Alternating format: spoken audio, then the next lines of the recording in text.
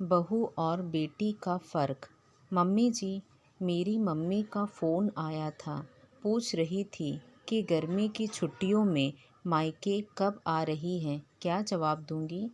शिल्पा ने सास से पूछा। सास, इसमें पूछने की क्या बात है? कह देना था अब की बार नहीं आ पाऊंगी। शिल्पा, पर मम्मी जी। सास, अरे इतनी हैरानी से मेरी तरफ क्यों देख रही हैं? हर साल मायके जाना ज़रूरी है क्या? शिल्पा, मम्मी जी, सिर्फ 3-4 दिनों के लिए ही तो जाती हूँ। सास, तेरे लिए तो सिर्फ 3-4 दिन ही होते हैं, लेकिन यहाँ पर मेरे बेटे को और मुझे कितनी परेशानी होती है, सोचा है कभी?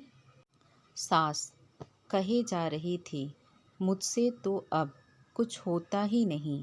बेटे को बाहर के साथ साथ पूरा घर संभालना पड़ता है।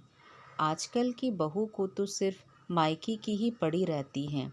पति की, बूढ़ी सास की किसको फिक्र है? शिल्पा मन मारकर रह गई। कुछ दिनों बाद जब उसकी ननद 15-20 दिन मायके रहकर विदा हो रही थी तब।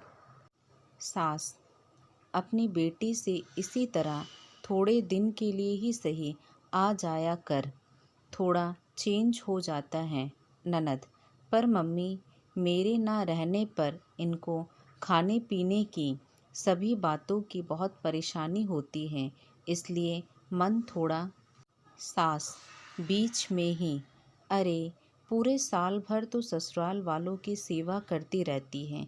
आखिर तू भी तो एक इंसान है, तेरा भी तो मन करता है कि थोड़ा चेंज हो। तेरी सास तो ऐसी ही हैं, थोड़ा सा भी नहीं सोचती कि बहू की भी कुछ इच्छा होती होगी। थोड़े दिन एडजस्ट नहीं कर सकती क्या? शिल्पा सोचती ही रह गई कि कितना फ़र्क होता है बहू और बेटी में। लोग विदागीरी के समय कहते हैं कि बहू नहीं बेटी लेकर जा रहे हैं।